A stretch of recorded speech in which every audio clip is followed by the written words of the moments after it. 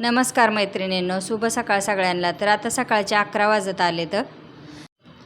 तर सकाळी उठल्याच्या नंतर घरातला थोडासा स्वयंपाक डब्याचा उरकून घेतला आणि मस्त झाडलोट करून देवपूजा वगैरे पण केलेली, ती पण तुम्हाला दाखवते मी। तर आता 11 वाजून गेले तर आणि मला अजून एक भाजी बनवायची, कारण सकाळी सुकी बनवली तर ती काय डब्यालाच दिली आणि आमच्यासाठी काही शिल्लक राहत नाही, त्याच्यामुळं मग डबल एक भाजी बनवायला लागते। तर म्हटलं चला थोडीशी उशिरा बनवूया, थोडंफार जरी जेवणाच्या टायमिंगला बनवली तरी पण चालते। भांडे वगैरे घासले तर पण अजून कपडे धुवायचे बाकी आहेत आणि फरशी पुसायची बाकी। तर हेच कामाची रुटीन माझी चालू असते सकाळ उठल्यापासून। तर दुपारी 1-2 तर कंप्लीट वाजतात, त्याच्यानंतर थोडंफार बाहेरचे काही कामं। तर त्या दिवशी मी नेरळला गेले होते, नेरळवरून मी एक छोटीशी मांडणी पण आणली, म्हणजे रॅक।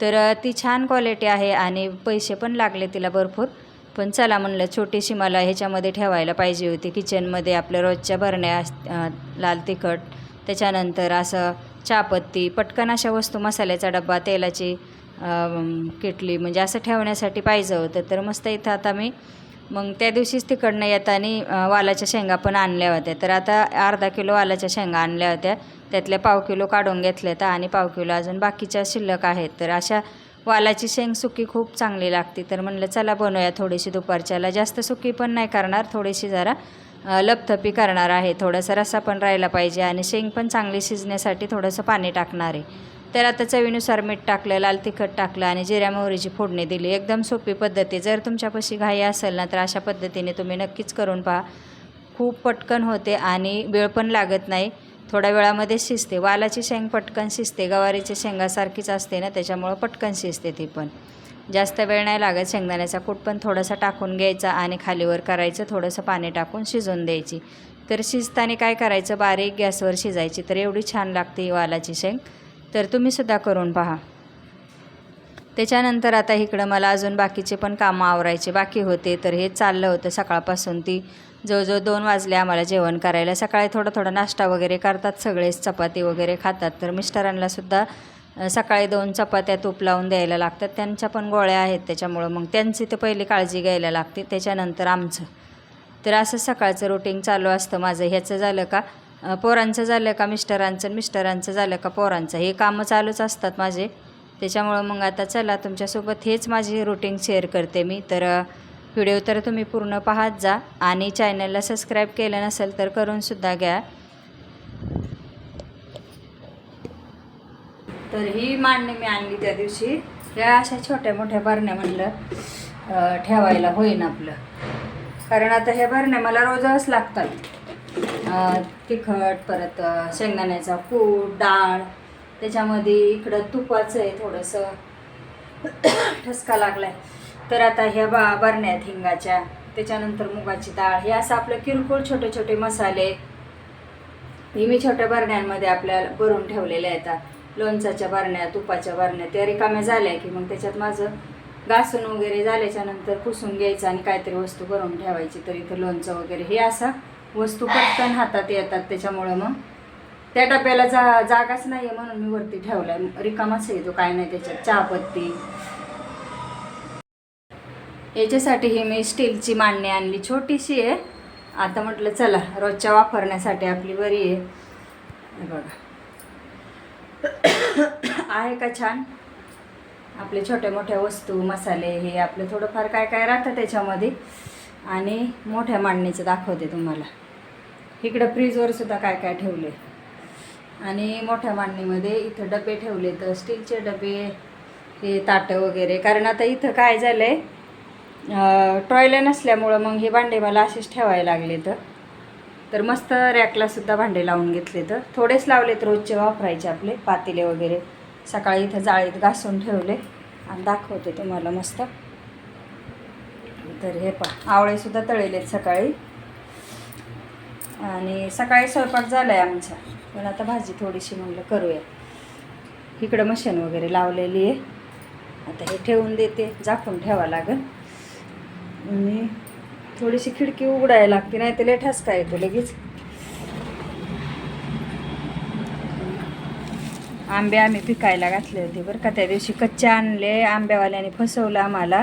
मग मी काय केलं, रिटर्न दिले त्याला परत, मग त्याने परत आम्हाला दिले, मग ते बोलला ह्याच्यामध्ये पिकायला घाला। तर हे पहा, इथं असे पिकायला घातले तर आता चांगले पिकले तर बघू उद्या रस थोडासा बनवू आंब्याचा. त्या दिवशी काय आणले पुऱ्या वगैरे बनवले पण व्यवस्थित नाही झाले. आता ह्या 3 आंब्याचाच मी रस बनवणार आहे उद्याच्याला, तुम्हाला दाखवीन बनवला तर. असे पिकायला आंबे घरगुती गावाला पिकायला ठेवतात, तसंच आम्ही पण इथं टोकरीमध्ये ठेवले तर वरून थोडंसं झाकण ठेवते, हवा पण लागते त्याला, गवत पण आहे त्याच्यामध्ये. इथं राहिलेलं गव्हाचं पीठ हे शिल्लक. तिकडं असं एवढं ऊन पडलं आहे बाहेर, हे बघा कबूतर इथे येऊन करते. इकडं आमची झाड आहे, तिकडच्या खिडकीतून थोडंसं दिसत असेल. चला आपली भाजी पण शिजत आली आणि न लागणारे भांडे ना मी ह्या कॅरेटमध्ये भरून ठेवले. तर बघा इथं वरती काय करणार, जागा नाही एवढी तर कुठं बसणार डोकं खात. जागेचा प्रॉब्लेम आहे जरा. एवढंसं किचन छोटंसं.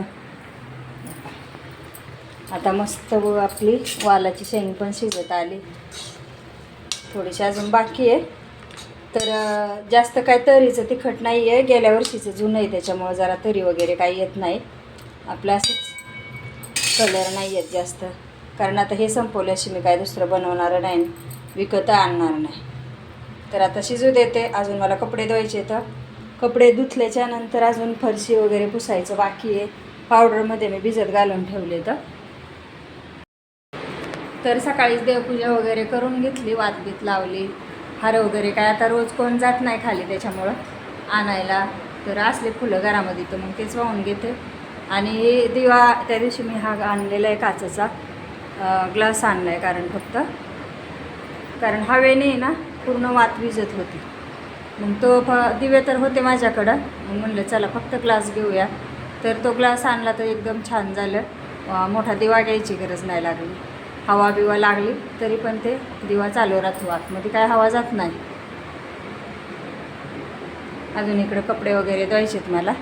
मग कपडे धुतल्याच्या नंतर मग फरशी पण पुसायची, तिकडचंच आवरून घ्यायला लागते. तर आता मस्त गप्पा मारता मारता आपली वालाची शेंगाची भाजीसुद्धा इथं तयार झालेली आहे. थोडीशी अजून बाकी शिजायची, मी शिजू देते आणि नंतर कपडे धुते. अजून जेवणं बाकी आहेत आमचे 3-4 बाकीचं मग आवरायचं चालूच असते दिवसभर. चला धुवून घेते आता कपडे. दुपारी जेवण वगैरे केले आणि आराम पण केला. त्याच्यानंतर 6 वाजता उठले तर लगेच तो पार्सलवाला आला, कारण बुक केलं होतं ना फ्लिपकार्टवर. पार्सल हे हेडफोन आलेले आहेत, खूप छान क्वालिटी आहे. तुम्हाला जर घ्यायचे असेल तर कमेंटमध्ये नक्कीच सांगा. मस्त असे हेडफोन तर किंमतच्या म्हणजे किमतीच्या मानाने तर मला आवडले, कारण 600 रुपये किंमत आहे याची. तर 600 रुपये किमतीच्या मानाने खूप चांगले आहे. त्याच्या आधी पण आम्ही घेतले होते तर बरेचसे दिवस गेले, पण आता त्याचा आवाज थोडासा खरखर यायला लागला वर्ष 2 वर्षांनी, त्याच्यामुळं मग आता परत नवीन बुक केले. तर मला तर वाटतं किमतीच्या मानाने क्वालिटी पण चांगली आहे. आणि मिशोवरनं किंवा फ्लिपकार्टवरनं आम्ही मागवतो कुठल्याही वस्तू, छोट्या मोठ्या किंवा घरामध्ये घ्यायचे असले तर तुम्हाला जर पाहिजे असेल तर कमेंटमध्ये नक्की सांगा, त्याची लिंक दिली जाईल. चांगले वर्ष 2 वर्ष तर छान आहे. कारण आता फोनवर असं बोलण्यापेक्षा मग कानाला लावून बोललं ना तर आवाज वगैरे सुद्धा म्हणजे असं बाहेरचा जास्त येत नाही आणि बोलणाऱ्याला सुद्धा त्रास होत नाही आणि ऐकणाऱ्याला सुद्धा त्रास होत नाही. याच्यासाठी आम्ही फ्लिपकार्ट मागवलेले आहेत. तर काम चालू असतं ना, मग सारखं फोन वगैरे चालू असतात त्यांचे, त्याच्यामुळे मग वैष्णवीलाही मागून घेतलेलं आहे त्यांनी. चला घरामध्ये जर काय किरकोळ वस्तू लागली तर ते सुद्धा हॅलो करायचं.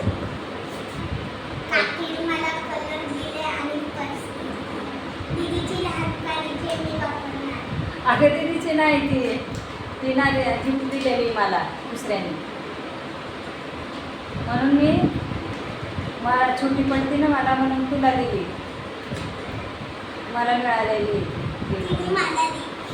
हो, तिने तुला दिली. हां कलर पण दिली. आता इथं टायगर, हां काय काढशील? हां काढीत जा, छान चित्र काढा. आता सुट्ट्या, हां सुट्ट्या पण आहेत ना आता तुला. आता 1 मेला माझा रिझल्ट असेल, मग आहे ना पुन्हा शाळेत सुद्धा जूनमध्ये माझी शाळा चालू होईल. जूनला ना? हां तोपर्यंत शाळेत प्रॅक्टिस करायची, चित्र वगैरे काढायचे, रांगोळी काढायची, मेहंदी काढायची. रांगोळी काढायला येते फक्त मेहंदी मला काढायला येत नाही. आमच्या तिथं पण रांगोळी काढायला यायचा बरं का. छान छान रांगोळी काढायला यायचं. फक्त मला ते रांगोळीचं हे नसतं ते छाप छापा आणि त्याच्यामध्ये रांगोळी काढायला. छापा काढल्यावर छापा काढत जायचं मस्त. छान काढते बरं का आमची रांगोळी. मेहंदी पण छान काढते. आता पंचमी आली ना मग आम्ही मेहंदी काढणार आहे ना. आणि तुम्हाला माझ्या आहे ना चॅनलवर लाईक करायचं असेल प्लीज करा. माझ्या चॅनलचे लाईक कमेंट. माझ्या चॅनलचं नाव आहे कुहू रांगड. ऐकलं का हो? करावं तिला पण सपोर्ट बिचारीला. खूप छोटी मुलगी आहे. छान. बाय. आता तिचा उद्या पण व्हिडिओ येणार आहे बरं का. पाहतो मी तिच्या चॅनलवर जाऊन. छान काढते, डान्स खूप छान करते. आता बिना मेकअपची एवढी भारी दिसते. आणि मेकअप करून आली ना मग तुम्हाला मी दाखवेन एखाद दिवशी. कपडे वगैरे किती भारी भारी घालते ती. आपण फिरायला पण जाऊ एखाद दिवशी. हां चल बाय. अभ्यास करायचा. आज मी मस्त डान्स करणार आहे. सॉंगचं नाव आहे स्वर्गात आकाश. चला आपण करू. दिदी गाण्याला. तर आता इथं कुहूचा डान्स चालू झालेला आहे. पाहिलं ना तुम्ही, मस्त असा डान्स करते बरं का ती. तिचा पण चॅनल आहे, तिने सांगितलं ना तुम्हाला. तर तुम्ही त्या चॅनलवर जाऊन सबस्क्राईब करा आणि तिचेसुद्धा व्हिडिओ पाहत जा. तर आता ही 3रीला आहे आताशी. पण जास्त काही व्हिडिओ नाही टाकत, कधीतरीच टाकते. पण ती माझ्याकडे येते आणि तिला आवड आहे व्हिडिओमध्ये यायची, त्याच्यामुळं मी तिला घेते. चला मग परत भेट.